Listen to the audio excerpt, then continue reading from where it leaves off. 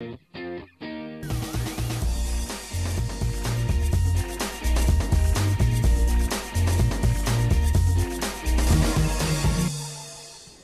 à tous et bon dimanche, on est en direct sur Campagne TV pour l'émission la plus gourmande de la semaine. Regardez, je ne sais pas si on peut nous montrer les images de ce plateau amené par Didier Villemain. On a déjà goûté à votre plateau, Didier. C'est obligatoire. Ah mais c'est tellement bon. Et je pense que pendant toute l'émission, on va manger de ces petits bouts de charcuterie. Didier Villemain est charcutier, producteur de jambon des Ardennes, on en reparlera. Parce que vous avez aussi une particularité, surtout vous avez été primé récemment avec... On vient d'avoir 2 IGP. Bravo. Bonjour Nicole Creusot. Bonjour. Vous êtes vice-présidente du conseil départemental de Meurthe-et-Moselle. On va parler d'un très beau château avec vous.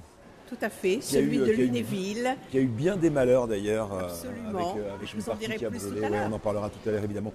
Bonjour Élise Goria. Vous produisez des pommes. En l'occurrence, c'est pas la saison des pommes, mais quand même vous êtes venu avec un petit cadeau. Du jus de pomme et du jus de pomme pétillant. Parfait. Et vous exposez ici à la foire de Châlons. Oui, au stand Bienvenue à la ferme. Voilà, on va en parler de Bienvenue à la ferme qui est une opération super. Et alors, bienvenue à Vanessa. Je vais vous dire une vérité. 10 secondes avant qu'on commence l'émission, Vanessa était là en train de piquer un petit bout dans le truc. Bonjour Vanessa, vous allez bien? Oui, ça va, merci. Bon, alors vous élevez des brebis, mais vous êtes incroyablement créatif parce que vous avez plein d'idées. Vous faites quoi par exemple?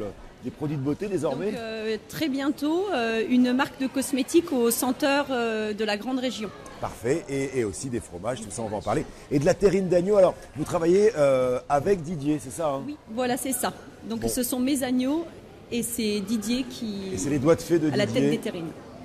qui les transforme, exactement. Vous êtes les bienvenus évidemment, vous pouvez participer à cette émission. Nous sommes en direct depuis la foire de Châlons en Champagne, en ce dimanche après-midi. Il y a sur Twitter le hashtag évidemment Campagne TV ou bien carrément notre page Facebook si vous avez des questions ou si vous avez envie de participer avec nous à cette émission que nous allons commencer par un peu d'histoire. Avec vous Nicole, alors je disais que vous êtes vice-présidente du conseil départemental de la Meuse, de la Meurthe-et-Moselle, pardon. Je vais y arriver. Délégué à la culture, et on va parler de ce petit Versailles lorrain, le château de Lunéville. D'abord, il a été construit quand ce château? Alors, il a été construit au début du XVIIIe siècle sur la commande du duc Léopold. Il ne faut pas oublier que la Lorraine, à cette époque-là, était un État indépendant, donc souverain. Et il a confié au grand architecte Germain Boffrand la construction de ce château de Lunéville. Mais pour replacer dans le contexte historique, à l'époque, la Lorraine, elle peut faire aussi bien que la France, quasiment, c'est ça hein? Oh, n'exagérons rien, parce que toute proportion gardée, mais la Lorraine était un État qui était important aux marches de l'Empire, du Saint-Empire romain germanique et de la France. Et c'était un État convoité par la France et qui a longtemps été en balance. D'ailleurs, le dernier duc héréditaire de Lorraine était François III de Lorraine, donc le fils de Léopold. C'est lui qui a épousé Marie-Thérèse d'Autriche, l'impératrice Marie-Thérèse d'Autriche, donc la mère de Marie-Antoinette. Vous voyez les liens entre la France et la Lorraine. Oui, absolument. Et c'est ainsi que le trône ducal est passé à Stanislas Leczinski. À quel moment ce château de Lunéville il devient le centre d'attention de toute une région? Eh bien, donc, quand la Lorraine devient française en 1766, Exactement. à la mort de Stanislas, qui est donc le dernier duc de Lorraine, Louis XV va donner ce château de Lunéville va installer l'armée dans ce château de Lunéville. Ah oui. Et donc, jusqu'à une date très récente, l'armée était très présente à Lunéville et occupait une partie du château des Lumières de Lunéville. Alors ça, pour essayer, on a vu des images, hein, quelques photos qui passaient pendant que vous parliez. Il ressemble à quoi ce château? Justement, on est dans l'esprit de Versailles? Tout à fait. Vous le voyez, il a un grand corps central, 2 ailes, une chapelle palatine. Là, vous avez une photo qui est la façade sur les jardins, parce que à l'identique de Versailles, ce palais des ducs de Lorraine, donc à Lunéville, a un très beau parc à la française, le parc des Bosquets, dans lequel Stanislas avait construit des folies, tout à fait dans le goût du XVIIIe siècle. C'est-à-dire des folies, ce sont des petits pavillons d'agrément, des petites demeures dans lesquelles on pouvait ou se restaurer ou jouer, enfin un petit peu comme là encore, toute proportion gardée, comme le petit Trianon, D'accord. comme au XVIIIe siècle. On va faire un bond dans le temps maintenant. 2003, qu'est-ce qui s'est passé? Alors, en 2003, alors que le département venait de racheter à la ville de Lunéville ce bâtiment qui était malgré tout en péril, en 2003, le 2 janvier 2003, ce château prend feu et est détruit pour pratiquement 40% une déjà, grande j'ai vu. partie. C'est dingue. À peu près 40, Et qu'est-ce qui s'est passé? On sait? Oui, c'est probablement un court-circuit dans l'aile qui, en retour sur les jardins, qui a mis le feu à la charpente. Et donc cet incendie a été assez rapidement maîtrisé. Mais malgré tout, puisque le SDIS, les pompiers de Meurthe-et-Moselle ont été très mobilisés très rapidement, mais malgré tout, il y avait un énorme vent, ce qui a permis au feu de se propager.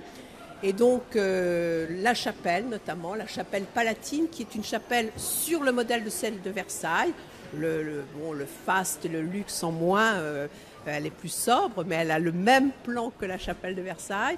Et une grande part, toute l'aile en retour sur les jardins qui abritaient autrefois les appartements ducaux ont été détruits par l'incendie. Je lisais jusqu'à 15 à 20 ans encore de réparation pour le remettre à l'état, c'est vrai? Oui. Alors, il a été décidé, le département a décidé de restaurer intégralement ces parties détruites, bien évidemment. Il y a eu une grande mobilisation, puisqu'il y a une association qui a été créée et il y a eu de très très nombreux donateurs de la France entière, alors des industriels, des institutions, des particuliers qui ont donné. Et jusqu'à ce jour, nous avons récolté, entre guillemets, plus d'1 million d'euros. Ce million d'euros, c'est ce qu'on appelle le million des donateurs, sera complètement réintégré dans la restitution du château et dans la restauration du château. On peut encore le visiter, évidemment, ce château. Qu'est-ce qu'il faut aller voir? La chapelle, vous le disiez tout à l'heure? Alors, la chapelle, donc là, jusqu'à maintenant, la chapelle a été... ce qui a été incendié est en grande partie restauré. Bon. Mais il y a encore beaucoup de choses à faire malgré tout. Alors, la chapelle a été complètement restaurée. Elle est belle. C'est maintenant une salle, enfin, c'est un lieu d'exposition et de spectacle. On y donne beaucoup de concerts. Et puis, on peut aussi visiter, bien sûr, la salle de la livrée, les parties restaurées. Il y a un truc dingue qui est une table volante. Absolument. Racontez-moi. La table volante. Alors, ça, c'est Stanislas qui avait fait installer dans l'esprit de ce qui se faisait beaucoup au milieu du XVIIIe siècle. On avait besoin, dans les cours princières, un peu davantage d'intimité. Ce qui fait que pour pouvoir se passer des domestiques, ont été mises au point ce qu'on appelle une table volante. C'est-à-dire que c'est une table c'est un plateau de table qui, avec un ingénieux système de vérin, permet d'arriver garni dans la salle à manger des souverains. Voilà. Cette table volante. Et donc aujourd'hui, alors elle a été bien sûr détruite, mais on voit encore aujourd'hui très nettement l'emplacement de cette table volante. Et nous avons fait réaliser une maquette qui montre ce qu'elle était. Et nous espérons bientôt, dans un avenir très proche, pouvoir la faire véritablement fonctionner. Voilà. Alors vous parlez des événements culturels qui se passent. Qu'est-ce qui se passe en ce moment là justement au château? Alors en ce moment, puisque le château, ses collections permanentes, parce que le château, ce qu'il ne faut pas oublier, c'est aussi, il abrite le musée du château, qui est un musée labellisé Musée de France. Nous avons des collections, mais pour l'instant, elles n'ont pas pu être, depuis l'incendie, redéployées. Et puis il y a eu quand même de graves pertes pendant cet incendie au niveau du musée. Donc il y a tous les ans des expositions. Et cette année, dans le cadre du 250e anniversaire du rattachement de la Lorraine à la France, il y a une très très grande exposition organisée au château de Lunéville qui dure jusqu'au 6 novembre, cette exposition sur Stanislas, qui est donc le dernier duc de Lorraine. roi de Pologne. C'est Stanislas qui a fait bâtir, et ça parle peut-être encore plus aux gens que Lunéville, aux personnes, ce qui a fait construire la célèbre place Stanislas, puisque c'est lui qui... Donc, Stanislas, donc cette exposition... C'est quel genre de Lascar, si je peux me permettre cette familiarité? Eh bien, c'était un souverain d'abord excessivement cultivé. Excessivement, on dit toujours le prince philosophe ou le duc philosophe. Excessivement, il était aussi, il ne faut pas l'oublier, le beau-père de Louis XV, roi de France, puisque Marie Leczinska est la fille de Stanislas. Et excessivement cultivé, excessivement attaché aux arts, excessivement attaché à la culture et surtout excessivement bienfaisant. Voilà, on le voit à l'image, c'était un costaud. Juste une dernière chose, les jardins de lumière, qu'est-ce que vous pouvez nous en dire pour finir? Alors, le château de Lunéville est intégré dans un réseau qui s'appelle le réseau des jardins de lumière. C'est un réseau international et 2 fois par an, fin février et au solstice d'été, en fin juin, eh bien, les jardins sont mis en lumière. Il y a particulièrement, il y a des spectacles qui mettent en lumière les parcs. Et dans ce réseau des jardins de lumière, vous avez par exemple le palais Catherine à Saint-Pétersbourg. Ce sont tous des palais du XVIIIe siècle avec un parc. C'est un réseau excessivement intéressant. Vous avez le palais Wiarzemski à Varsovie également, le palais du Prince-Gong à Pékin, qui sont dans ces réseaux. Ce sont tous des palais en général du XVIIIe siècle et qui ont des parcs. Et donc, il y a des échanges avec ces établissements. Et véritablement, le château de Lunéville, c'est à la fois un site patrimonial, culturel, excessivement important. Et dans cette région Grand Est qui nous est aujourd'hui commune, c'est véritablement un lieu emblématique que je vous invite, bien évidemment. En tout cas, vous avez donné à envie. visiter. Vous avez donné envie de ce château de Lunéville. Non, vous ne connaissiez pas Didier? Non, pas du tout. Vous connaissiez le château de Lunéville? tout. Et ben voilà, la prochaine fois, on fera l'émission depuis là-bas. Ça a l'air joli, j'ai vu les images. Je vous propose maintenant de partir à la recherche de bleuets. C'est quoi les bleuets? C'est des petits fruits qui sont de la même famille que les myrtilles et qui sont, paraît-il, très bons pour la santé. Regardez. Le sud des Vosges, c'est l'endroit rêvé pour faire de belles balades. C'est aussi la bonne destination pour s'attabler et bien manger. Des produits du terroir que Cédric adore travailler. Parmi eux, il y a un fruit qu'il aime particulièrement mêler à ses recettes, le bleuet.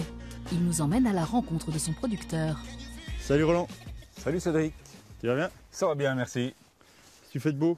Ah ben voilà, c'est la période de taille, on commence à tailler. Ici, on ne cherche pas la quantité, mais la qualité. Le fruit qui va pousser sur des vieux bois sera beaucoup moins sucré, moins aromatique que sur les jeunes pousses. C'est vrai que la vigne, on dit que les vieux cèpes donnent du bon raisin, là c'est plutôt l'inverse. Ok. Si le bleuet est bien connu des Lorrains, il ne vient pourtant pas de la région, mais du Canada. C'est dans les années 70 qu'un militaire vosgien le ramène après une mission et que le fruit s'installe définitivement sur les hauteurs du département.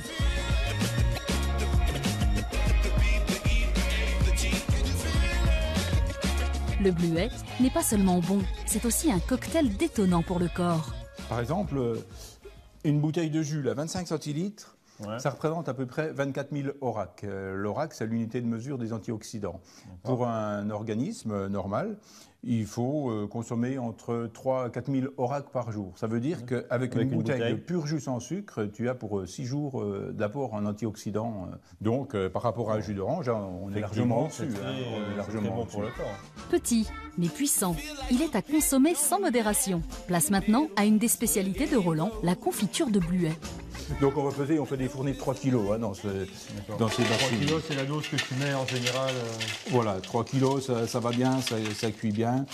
Voilà, on va mettre le feu dessous, on va laisser chauffer ainsi pendant Tu les laisses tranquillement ou tu les remues? Alors je les remue un peu pour faciliter l'éclatement des fruits. La confiture, Roland en fait à toutes les saisons, donc pas besoin d'un fruit récolté la veille, bien au contraire. Pendant la cueillette, on n'a pas le temps de tout faire, nos transformations. Donc on surgèle nos fruits et c'est même bénéfique parce que le fait de surgeler, ça permet de faire éclater les molécules contenues dans le fruit, dont les pectines, elles se répartissent mieux et ça permet une meilleure gélification des confitures. D'accord. Le bleuet a une forte teneur en sucre. Roland ne badine pas avec le sujet. Et pour que le dosage soit parfait, il se transforme en petit chimiste avec son réfractomètre. Alors là, je vais me prélever un petit peu de jus pour voir la teneur en sucre, ce qui me permettra de doser mon volume de sucre à ajouter pour avoir ma confiture en fin de cuisson à 58%. Voilà, donc là, il y a une petite échelle graduée. Donc je me mets vers la lumière. Voilà, il y a une différence de couleur. On voit le rouge, on voit le rosé. Et en fin de saison, on arrive quand même à des teneurs en sucre à 18%. C'est presque, oui, comme du raisin, quoi, presque. Hein. On a vraiment des bonnes teneurs en sucre. Alors là, tu as mis combien de pourcentage de sucre par rapport à tes fruits? Je mets 850 grammes de sucre par kilo. D'accord. Voilà. Tu sens les odeurs de fruits confits, de fruits sucrés qui commencent à arriver là. Une fois les fruits cuits, petite astuce pour savoir si la confiture est terminée. Pour la gélification, je mets ma cuillère. Les gouttes ont tendance à ralentir. On voit que ça gélifie. Donc là, notre confiture, hop, est cuite. La confiture est prête pour la dégustation. La bonne confiture, bien parfumée. On en fait des bonnes choses dans les veaux. Voilà. Oui, Girmont et toutes les veaux sont là. Voilà, les bons moments quand on fait cette émission. C'est hyper bon. Pendant qu'on est en train de regarder le reportage, vous avez été très sage, Élise. Mais tout le monde, sinon, on s'est un peu jeté sur votre charcuterie, Didier, qui est super bonne, hein, vraiment.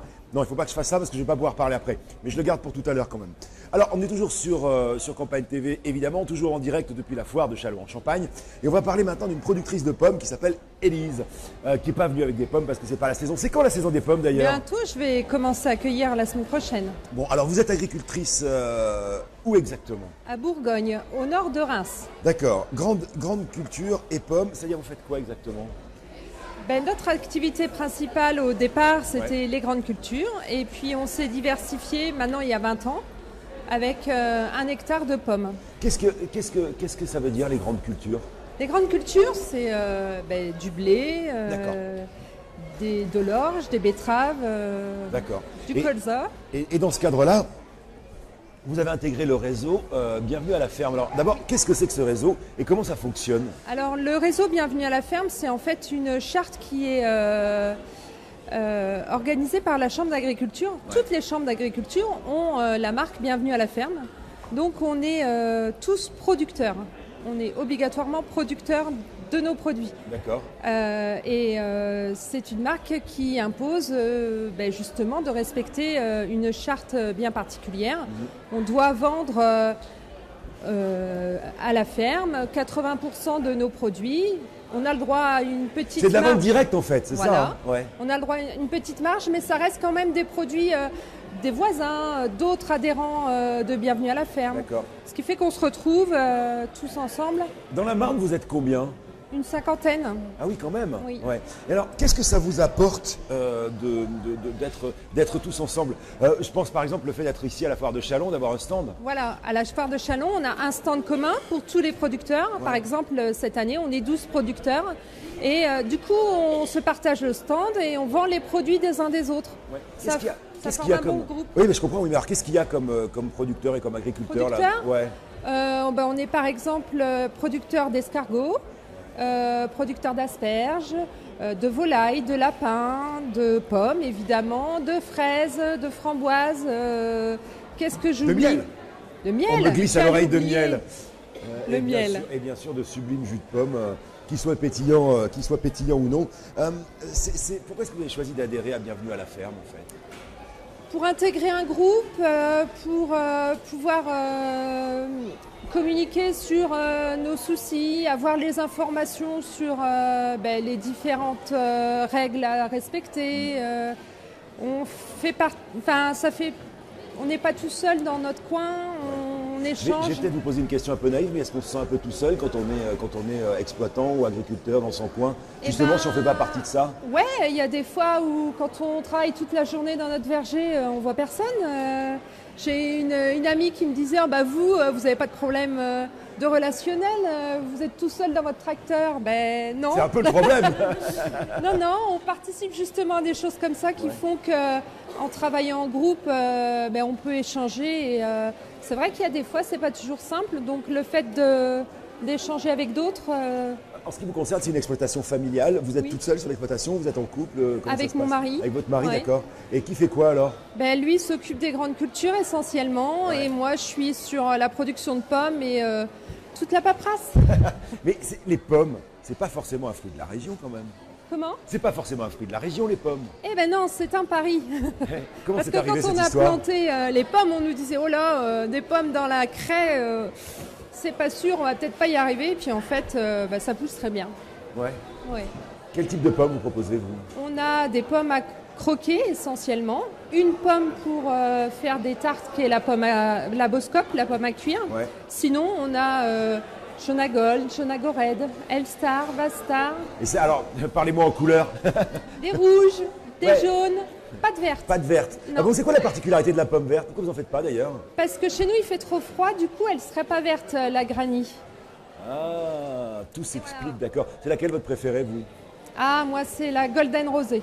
La Golden Rosée, donc... Ouais. Elle a un super goût. J'aime bien aussi la Valstar. Et comment vous faites alors pour fabriquer le jus de pomme? Vous prenez lesquelles de pommes? On fait un mélange de toutes nos variétés, ce qui fait que c'est un jus de pomme qui est doux. Il n'est pas acide du tout. Et comme on a des pommes sucrées, c'est vraiment sympa. Et comment ça se fabrique un pétillant comme ça? Vous me disiez qu'il y a du gaz carbonique. On fait notre jus de pomme classique et ensuite on le filtre, ce qui fait que le jus de pomme pétillant il est transparent. Et ensuite on rajoute du gaz. D'accord. Et ça, c'est ce que vous vendez à la foire en ce moment? Voilà, c'est ce que je vends à la foire. Ouais. Ça change tout d'être sur les foires avec le réseau Bienvenue à la ferme? Honnêtement, c'est une question, je ne sais pas la réponse en fait. C'est sympa, je veux dire, ça fait toute la communication, toute... le relationnel, on rencontre des gens qui ne viennent pas forcément chez nous et qui ont envie par la suite de venir à la ferme. Et le réseau Bienvenue à la ferme aussi, il est soutenu par les chambres d'agriculture, ça aide beaucoup ça? Ben oui, parce que grâce au réseau Bienvenue à la ferme, on a des techniciens qui sont là pour répondre à nos questions, qui savent nous renseigner. Il y a des productions, par exemple comme les pommes, qui ne sont pas forcément très développées dans notre région. On peut aller chercher l'expérience dans les autres régions grâce au réseau Bienvenue à la ferme. Alors les gens qui viennent acheter directement à la ferme chez vous, qu'est-ce qu'ils vous posent comme question? Qu'est-ce qu'ils ont envie de savoir?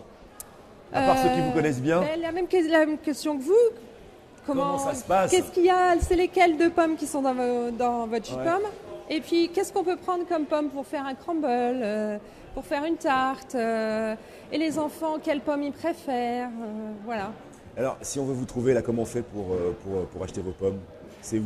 Alors, je suis à Bourgogne, donc je vends dans le sous-sol de ma maison qui est juste à côté du verger. Parfait. Et je vends mercredi après-midi, vendredi après-midi et samedi matin. D'accord. Et là, ici, à la foire de Châlons, vous êtes... À la foire, on est juste à côté. Très bien. Sur l'espace ferme, en fait, au stand Bienvenue à la ferme. Parfait. Eh ben, bienvenue sur Campagne TV. Il y avait une émission qui s'appelait comme ça, d'ailleurs, j'avais le plaisir d'animer sur cette chaîne. Elle s'appelle Élise, elle est productrice de pommes et au stand Bienvenue à la ferme, c'est tout près. Pour l'instant, je vous propose de partir dans les Vosges. On va parler d'une petite fleur délicate qui s'appelle le crocus. Et avec le pistil de cette fleur, on fait le safran. Regardez. Dans le massif vosgien, le soir n'est pas forcément synonyme de repos. La nuit, c'est même le moment de s'éveiller pour certaines plantes. Et les soirs de pleine lune, elles poussent encore plus vite. Au petit matin, il y en a qui sont particulièrement impatients de découvrir ce miracle de la nature. Ah, salut Cédric. Salut Richard. En fait, c'est comme si tu allais aux champignons, quoi. Ouais, les gens le matin, dans mon quartier, ils croient que je vais aux champignons. C'est vrai? Ouais. Si ça ne saute pas aux yeux sur cette exploitation, c'est pourtant l'effervescence. Durant un mois, c'est le même rituel pour Richard. Il vient récolter des centaines de crocus. Cette fleur délicate, c'est le safran. Aujourd'hui, notre guide Cédric est venu lui donner un petit coup de main. Tu vois, aujourd'hui, il fait pas beau, alors elles sont toutes fermées. Elles veulent pas, elles veulent rester au chaud et c'est pas plus mal, c'est plus facile pour moi. Parce que j'ai plus simple, je bosse, Cédric, parce que j'ai une grosse journée. Vas-y. Et donc c'est plus simple pour moi parce que la fleur elle est plus facile à cueillir fermée, couverte. Une fleur, il faut qu'elle soit cueillie dans les 12-24 heures maximum. C'est ce qui confère une fraîcheur et au final une qualité supérieure, quoi. Richard est un artisan, il fait tout à la main. Son safran, il l'a dans la peau et le connaît par cœur. C'est vraiment une plante qui a besoin d'un climat tempéré, d'un été bien marqué et d'un hiver bien froid. Elle aime le froid, l'hiver c'est son été à elle. Elle pousse au mois de septembre, elle va s'épanouir au mois de juin. Elle a une végétation inversée. Richard est le seul safranier des Vosges. Un pari osé? Non. Car contrairement à ce qu'on pourrait croire, le safran pousse partout et encore mieux à la montagne. Ça pousse à 2500 mètres d'altitude au Cachemire. Et les 500 mètres d'altitude de nos petites Vosges, c'est vraiment ridicule. Allez, je prends les deux là et on rentre à la maison au sec, on va émonder. Ça marche, on y va. Environ 200 safraniers cultivent la fleur en France. Disparue à la Révolution, elle est de retour depuis une vingtaine d'années. On va s'occuper de cette récolte matinale. De ces belles fleurs. Voilà. Là, il y a à peu près à l'œil comme ça 700, 800 fleurs. Petit cours d'émondage pour Cédric. C'est l'étape où l'on déshabille la fleur pour récupérer les précieux pistils. T'es droitier ou gaucher? Droitier. Tu la prends dans ta main droite, entre ton pouce et le majeur, et tu tapotes dessus comme ça. Voilà, tu l'éclates. Maintenant, la fleur, tu vois, ils sont sortis les trois. Tu les tires délicatement vers toi et tu passes au niveau du jaune. Voilà, au niveau du jaune, avec tes ongles. Tu as récolté ce matin, tu es obligé d'émonder aujourd'hui. Si tu veux une qualité irréprochable, une qualité supérieure dans ton assiette, dans tes casseroles, il faut le faire comme ça. Ouais. Le safran est aujourd'hui une épice raffinée. Mais l'or rouge, comme on l'appelle, n'a pas toujours été perçu comme tel. Au Moyen-Âge, ce n'était pas considéré comme quelque chose de luxueux. On le cultivait dans le Gâtinais et en Alsace. On avait un safran renommé en France. On l'utilisait essentiellement avec les volailles. Pourquoi? Parce qu'elles étaient faisandées. Donc pour camoufler un peu les odeurs de faisandage, le safran rehaussait un peu la volaille. Et on l'utilisait beaucoup avec les poissons. Ici, c'est la région des mille étangs et rivières. Et en étang, les poissons étaient très vaseux. Ils sentaient la vase. Et ça permettait de camoufler un peu ces odeurs. Pas très ragoûtant. À l'époque, le sel coûte plus cher que le safran.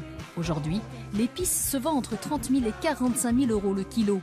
Pour atteindre ce résultat, il faut de la patience, car après l'émondage de 100 fleurs, ça ne pèse pas bien lourd. Une fois séché, tu vas faire combien? Là, il y a à peu près un demi-gramme. Un demi-gramme? Un demi-gramme, ouais.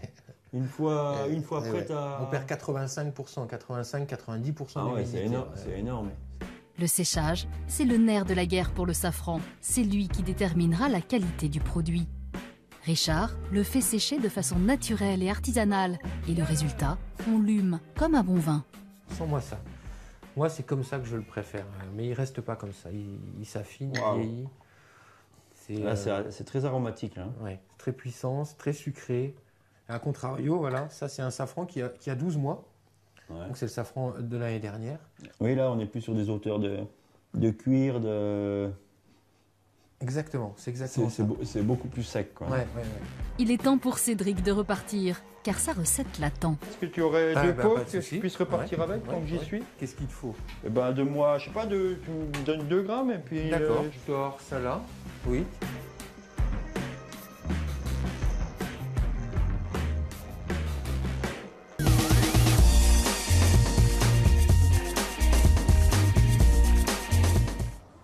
Voilà, le Mac du Salon, toujours en direct en ce dimanche après-midi. Et là, on parlait tout à l'heure avec Élise, productrice de pommes, justement, du stand Bienvenue à la ferme. On a des images, puisque notre caméra déportée est allée y faire un petit tour. Voilà, ce qui s'y passe en direct. Ah bah ça, c'est à vous.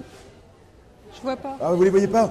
Ben voilà, il y a les jus de pommes qui sont en train de passer à l'image sur le stand. Voilà, avec un monsieur avec une chemise verte qui est en train de nous faire visiter. Et nous, ici, on a goûté. Et c'est hyper bon, en fait, hein. Ouais. C'est pas d'alcool, donc on peut consommer sans aucune modération. Et c'est vachement bien. Et il n'y a que de la pomme. C'est très doux, c'est très agréable. On regardait le crocus et le safran, et vous nous montriez, Vanessa, qu'en fait, dans un de vos fromages, il y a du safran, c'est celui-là. Comment ça se fabrique, ça? Alors c'est de la tome de brebis au safran des Ardennes, donc au safran de l'Aulnois-sur-Vence. Parfait. Donc c'est une tome dans laquelle je réinsère le pistil de safran. Et comment? Ah oui, c'est quand elle est encore molle, avant qu'elle se sèche, vous mettez le pistil de safran. Voilà, très bien. Ça. On va parler de vous parce que vous êtes quand même un sacré personnage, Vanessa. Vous élevez des brebis. Avant, vous travailliez dans le textile. Oui, c'est ça. Et vous bouillonnez d'idées et un jour, qu'est-ce qui se passe? Pourquoi vous avez changé aussi radicalement de métier? Eh ben, je suis allée en vacances dans le sud et je suis allée visiter des exploitations agricoles, dont une bien particulièrement qui faisait donc du fromage de brebis, la Tomette des Corbières. Ouais. Et donc ces personnes-là me disent qu'ils partent à la retraite 1 an plus tard. Donc je me suis dit pourquoi pas reprendre leur brebis laitière et faire du fromage de brebis dans les Ardennes.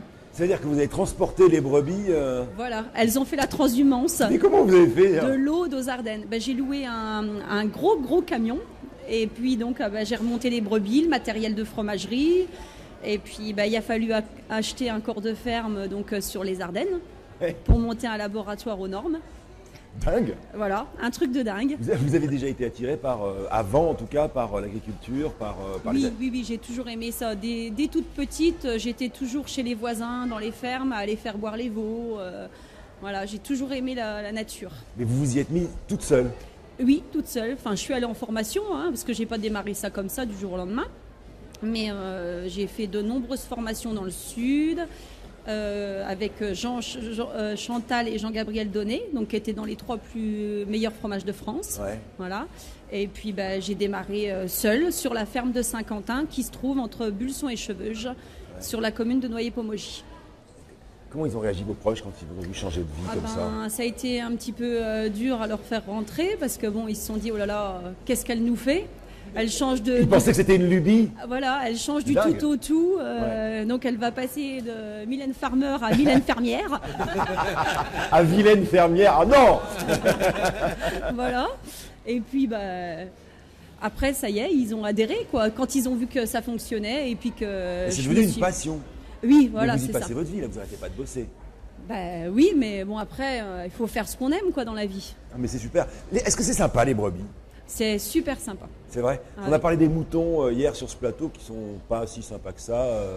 Si, la brebis laitière, surtout la brebis Lacaune, c'est une race laitière et très docile. Donc c'est très affectueux comme brebis. Ah oui, ça veut dire que ça fait des câlins et tout, c'est chouette ça. Ah voilà, c'est ça. Alors ça fait 3 ans que vous fabriquez des fromages de brebis dans les Ardennes et vous fabriquez plusieurs fromages. Et là vous avez la Tome Nature. Alors la Tome Nature s'appelle la Moniale des Ardennes. La Tome Cendrée, ça s'appelle l'Aumônier. Je fais le service, continuez. Voilà. Non, animer l'émission, c'est cool, je fais le service. Donc celle qu'on goûte là, c'est laquelle?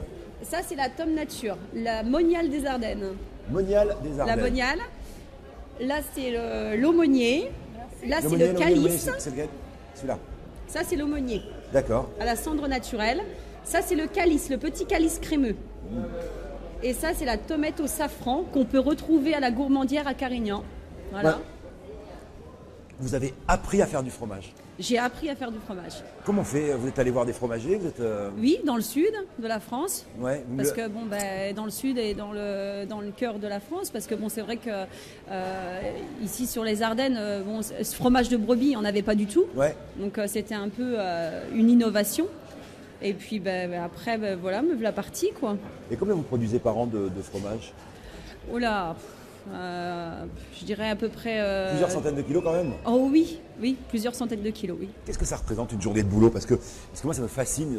Il faut s'occuper des animaux. Après, il faut récupérer le lait. Comment ça se passe? Eh ben, le matin, c'est la traite. Donc je trais 80 brebis le matin. Donc après, il faut relever le foin. C'est juste au réveil après le café? C'est juste au réveil après le café, voilà. Et puis après, toute la partie fabrication. Donc le matin, c'est mettre le lait en fabrication, donc pour faire les petits lactiques là comme le calice, ou bien faire la tome avec donc un fromage à pâte pressée. Ouais. Et puis donc ensuite les marchés, tout ce qui est marché de producteurs locaux le vendredi après-midi, avec en partenariat avec la Chambre d'agriculture. Ça fait partie des moyens que vous utilisez pour vendre votre produit. Oui, voilà, c'est ça. Beaucoup les marchés. Tous les marchés de producteurs locaux. Ouais. Et puis quelques grandes surfaces, les restaurants sur les Ardennes, et puis aussi quelques petits supermarchés. Comment on fait pour se faire connaître Pour se faire connaître vous êtes incroyable, vous partez de zéro et puis soudain vous êtes un peu partout quand même. Eh ben, j'ai fait, la première année que j'ai démarré, j'ai fait tous les marchés. J'étais partie en marché du lundi au dimanche. Voilà. Pendant 1 an, j'ai fait tous les marchés. Et puis j'ai fait goûter, parce que bon, il fallait faire goûter le fromage de brebis. À chaque fois, tout le monde me disait, ah, bah, c'est du chèvre. Et puis, non, donc c'est complètement différent. Un fromage de brebis est, je dirais, un peu moins fort qu'un fromage de chèvre. Et les gens, dans leur tête, c'était plus un fromage de chèvre qu'un fromage de vache, quoi. Donc, on est entre deux. On est entre deux. Ouais, on est un peu plus goûteux qu'un fromage de vache et on est un peu moins fort qu'un fromage de chèvre. Dites-moi, Didier, c'est un ouragan, cette jeune femme? Oh là, elle n'arrête jamais. Mais oui, c'est vrai. Et alors, quand elle est venue vous voir, comment ça s'est passé? Parce que c'est vous qui faites cette terrine d'agneau aux fruits secs. Comment ça s'est passé, la rencontre? Vous vous connaissiez? Oui, on s'est rencontrés, on se rencontre souvent. Et en fait, elle voulait valoriser ses chevreaux. Non, ses agneaux de lait. Les agneaux de Ouais. lait. En fait, elle voulait valoriser ses agneaux de lait. Et l'idée, c'était de sortir 2 recettes de terrine à base d'agneaux de lait, quoi. Donc on a sorti une terrine aux fruits secs, donc une terrine un peu sucrée salée, et une terrine plus terrine de campagne, mais toujours à base d'agneau de lait. Voilà. Dingue, encore une nouvelle idée. Puisqu'on parle de nouvelle idée, désormais les cosmétiques, racontez-moi ça. Désormais, les cosmétiques. Vous dormez jamais, hein? Je me réveille la nuit, des fois, j'ai des flashs. Racontez-moi alors. Donc la cosmétique, c'est lors pareil, de vacances. Dès que vous partez en vacances, vous revenez avec une idée. Je reviens avec des C'est idées. cool. Voilà. Elle part en vacances souvent. Alors donc, lors de vacances en Charente-Maritime, j'ai rencontré des gens qui faisaient des cosmétiques à base de lait d'ânesse. Donc ça m'a donné l'idée de faire analyser le lait de brebis pour savoir un petit peu, dans 100 mg de lait de brebis, qu'est-ce qu'on avait... qu'on pouvait utiliser pour faire donc des cosmétiques. Et donc, c'est passionnant. Et alors, ils vous ont dit quoi? Et ben alors donc après l'analyse, donc on s'est rendu compte que le lait de brebis était hyper hydratant, qu'on avait une forte quantité de calcium, magnésium et de fer. Donc du coup, j'ai demandé au laboratoire Cosmalia, donc aujourd'hui un des laboratoires qui est homologué à travailler la cosmétique à base de lait lyophilisé. Mais il a fallu avant le faire lyophiliser, ce fameux lait. Lyophilisé, c'est le sécher. Hein. Qui m'élabore une crème donc, aux senteurs du Grand Est. Alors, vous pouvez regarder, c'est une crème très veloutée.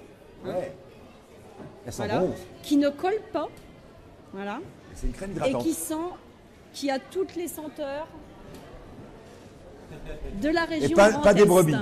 Pas des brebis non. du tout, pas des brebis, ça sent super bon. Voilà. C'est chouette ça. Et dans cette crème, on a de l'extrait de raisin blanc d'Alsace, on a de l'extrait de pépins de raisin de la Champagne, on a de l'huile de tournesol et on a des Ardennes, le lichen et la fougère. Vous avez vu Nicole, elle est une digne représentante de la région. Hein. Tout à fait, là c'est extraordinaire. C'est chouette ça. Non, et comment vous allez les vendre alors les produits là Alors sur les marchés de producteurs de la région.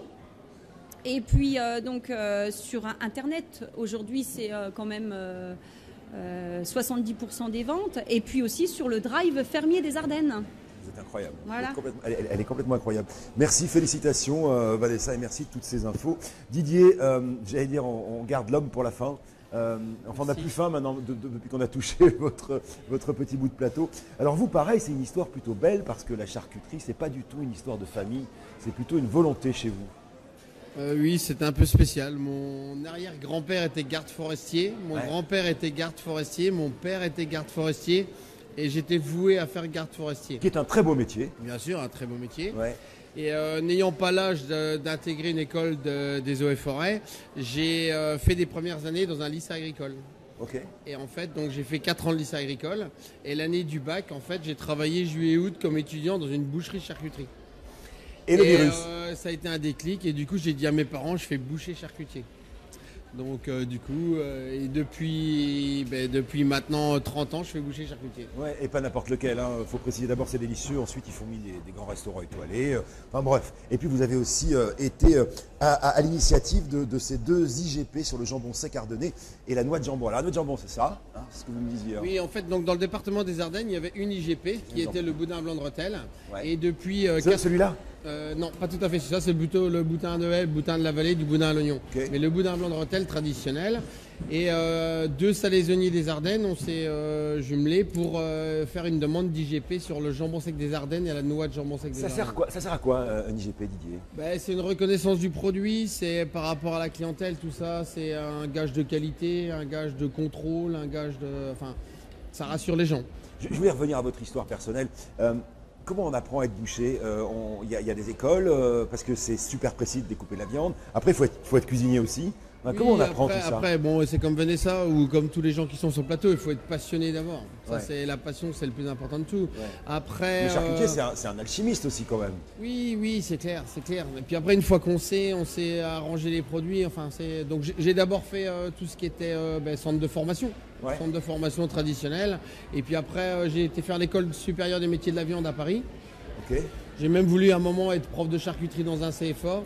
Et puis finalement, je me suis mis à mon compte et ça fait 30 ans que je suis à mon compte. Ouais, c'est pas une mauvaise idée finalement. Hein. Non. Alors il y a 9 ans, le hasard vous fait rencontrer un ami qui est grand maître de la confrérie du jambon sec des Ardennes. En fait, c'est comme ça que vous vous lancez dans cette production? Ouais, en fait, j'étais charcutier dans un village, donc une petite charcuterie traditionnelle. Et j'avais un ami qui était grand maître de la confrérie du jambon sec et qui achetait son jambon sec à un endroit où il fabriquait le jambon sec. Et ce bâtiment était vide à ce moment-là et donc disponible. Donc j'avais 40 ans et je me dis c'est le moment de passer une dimension supérieure. Ouais. Donc on a acheté un immense atelier qui est fait pour faire de la charcuterie mais aussi de la salaison, donc qui est basé à la Francheville. Et donc, il y a 9 ans de ça maintenant, j'ai acquis ce bâtiment-là. Oui, vous étiez 3 au début, vous êtes combien maintenant? Ouais, on a démarré à 3, forcément, il y avait 0 activité. Donc, on a fait une petite équipe de 3 et en 8 ans de temps, on doit être 21. Créateur d'emplois en plus. Ouais, bien sûr. Bah oui, mais c'est ça les belles histoires aussi, les belles histoires de la région. Il y a une grosse demande de produits de terroir, à la fois chez les particuliers, dans la grande distribution, dans la restauration collective. Enfin, c'est quasiment général, quoi. Ce que vous défendez, c'est des produits 100% ardennais. Hein. Bien sûr, j'essaye d'être l'ambassadeur, mais comme Vanessa, d'être à chaque fois l'ambassadeur du département des Ardennes. Ouais. Et maintenant de la région. Et Vanessa, je me trompe ou c'est un peu une superstar, Didier, quand même, dans son job? Oui, c'est un personnage. Ouais. Et pourquoi vous êtes allé voir lui d'ailleurs? Pourquoi lui? Parce qu'il avait une bonne renommée et puis... C'est le même esprit, on a le même esprit en fait. On a un peu le même esprit, voilà. Il y a un autre animal que vous travaillez, c'est le sanglier. Oui. Il y a les sangliers dans les Ardennes donc. Mais en fait, la philosophie de l'entreprise, c'est de travailler que des bêtes ardennaises, que ce soit porc, veau, bœuf, agneau. Et vous savez que l'emblème du département des Ardennes est le sanglier. Et j'ai trouvé important de valoriser des produits à base de sanglier. Donc j'ai voulu faire d'abord commencer par la même philosophie, c'est-à-dire se procurer une matière première qui soit 100% ardennaise. Okay. Et sachant qu'on n'avait plus de laboratoire agréé gibier dans les Ardennes, je me suis tourné un peu vers la ville de Charleville et vers l'abattoir de Charleville, où il y avait une petite partie de l'abattoir qui ne servait plus. Donc on s'est dit, on se les fait agréer par les vétérinaires. Et du coup, dans les chasses, on ramasse le dimanche soir les cerfs, chevreuils, sangliers, donc du gibier sauvage des Ardennes. Ok. On les ramasse le dimanche soir. Vous faites quoi avec? Alors on les stocke en abattoir. Le lendemain matin, on vient dépioter les carcasses. Les vétérinaires viennent nous inspecter les carcasses et les valider. Ensuite, on les réintègre dans la salaison. Et j'ai sorti tout un tas de produits dérivés à base de sanglier. Donc le pâté croûte que je faisais traditionnellement à base de porc, j'ai sorti aussi un pâté croûte de sanglier. Je faisais du filet mignon fumé, je fais du filet mignon fumé de sanglier. Je fais des rillettes de sanglier, terrines de sanglier, fromage de tête de sanglier. Qu'est-ce qu'elle a de particulier la viande de sanglier? Ça ressemble à du cochon ou pas trop? Oh non, c'est complètement différent. C'est complètement différent. Et puis on a surtout des variations de texture. C'est que, je sais pas, par exemple, je travaille avec des éleveurs de porcs. Ouais. On a arrivé à établir un cahier des charges avec une certaine alimentation, une certaine durée et tout ça. Et en fait, on a quand même des porcs qui sont homogènes. Alors que le gibier sauvage, vous pouvez avoir des mâles, des femelles, des jeunes, des vieux. Et vous avez une densité au niveau de la viande où le sel, par exemple, quand vous faites du salage, le sel ne pénètre pas aussi facilement que dans le porc et aussi régulièrement que dans le porc. Parce que c'est plus musclé, parce que c'est plus tonique. Oui, tourner des bêtes plus musclées, moins musclées. Vous voyez, entre un mâle et une femelle, c'est déjà encore différent. D'accord. Mais vous aimez bien cuisiner le sanglier, a priori, hein? Oui, c'est sympa le sanglier, c'est l'emblème du département. Je ne me déplace jamais sans mon béret et une tête de sanglier, c'est obligatoire. C'est la marque de fabrique. Parfait. Et vous vous déplacez souvent avec des plateaux aussi beaux que ça. Qu'est-ce qu'il y a sur ce plateau d'ailleurs? On va faire le tour. Alors, ici, vous m'avez dit, c'est le jambon... Le jambon sec des Ardennes. En fait, ce qui est important de savoir, c'est que En fait, par rapport à d'autres, par exemple des fabricants de charcuterie qui utilisent une partie du porc, moi je m'oblige à travailler avec des agriculteurs à acheter les porcs entiers. C'est-à-dire qu'on a un contrat et un partenariat avec l'agriculteur et on s'engage à lui acheter le sanglier à tel prix toute l'année. C'est-à-dire qu'il n'y a pas de hausse, de baisse, même s'il arrive de la viande. Ça, c'est pas possible, c'est pas concevable. Ça veut dire que c'est gagnant-gagnant. Ensuite, ça m'oblige à travailler l'ensemble du porc. C'est-à-dire que si vous n'êtes pas charcutier, ça vous savez pas le faire. Je dois valoriser les pieds, je dois valoriser la tête, je dois valoriser les boyaux. Et du coup, on a une gamme de charcuterie qui est complète, comme quand j'étais dans l'artisanat en fait.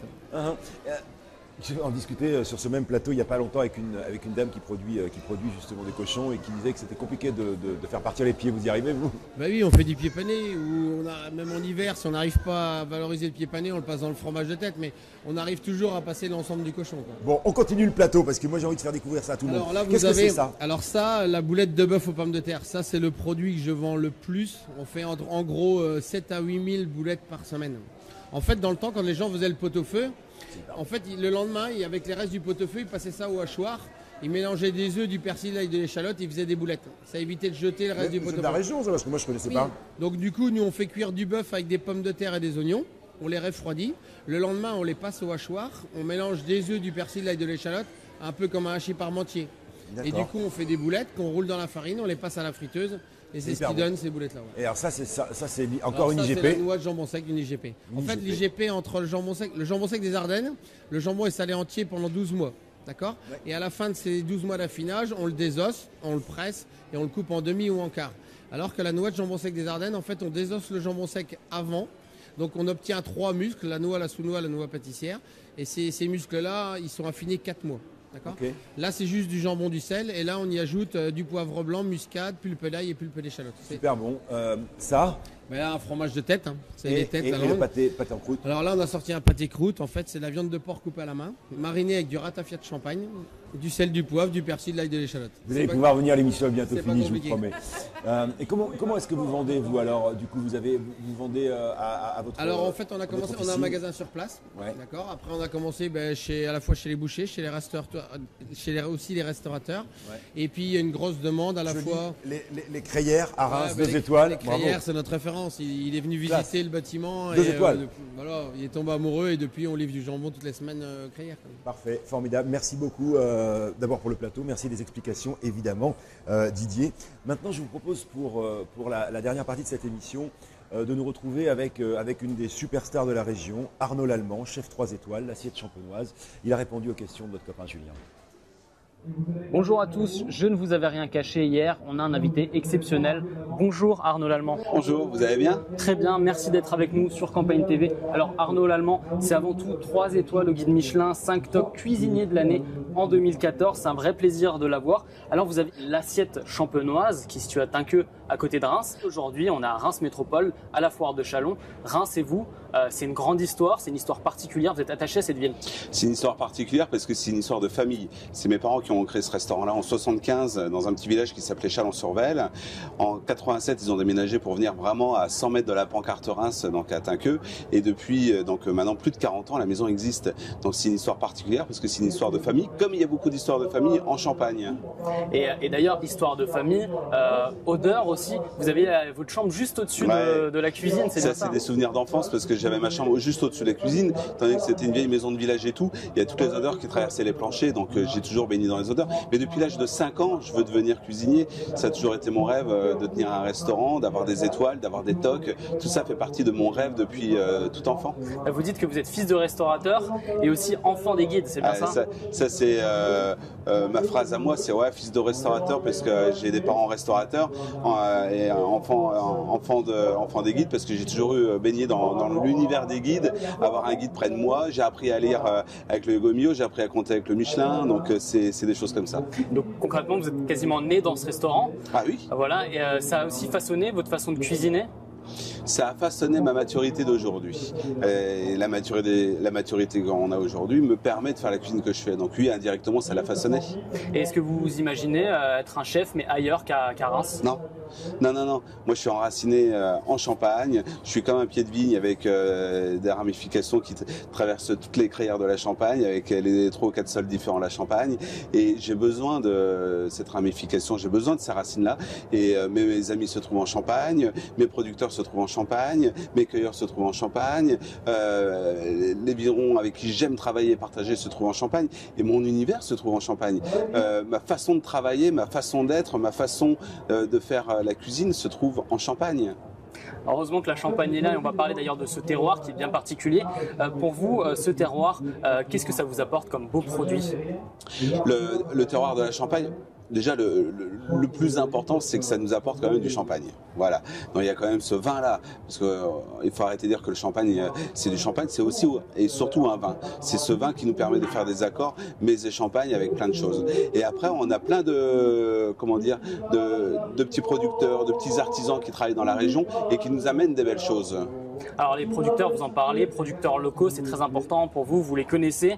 Comment vous travaillez avec eux? Je leur demande de laisser faire la nature. Je veux pas faire partie de ces chefs qui imposent à la nature d'être grande comme ça, petite comme ça, ronde, carré, machin, truc chouette ou quoi que ce soit, ou d'avoir des produits hors saison, ou d'avoir des produits qui correspondent pas réellement à son terroir. Je demande à mes producteurs de laisser faire la nature. Et arrivé un moment, quand le produit arrive, quand on attaque les mini courgettes, quand on attaque la tomate, quand on attaque le concombre, quand on attaque les cèpes, quand on attaque les girolles et tout, il faut que c'est à nous de nous adapter au mieux possible du produit. Après, je veux le plus beau des produits, le plus élégant, le meilleur en goût, le plus croquant, celui qui a la meilleure mâche. Mais j'adapte mes recettes par rapport aux produits. Mais d'ailleurs, vous avez une relation avec eux.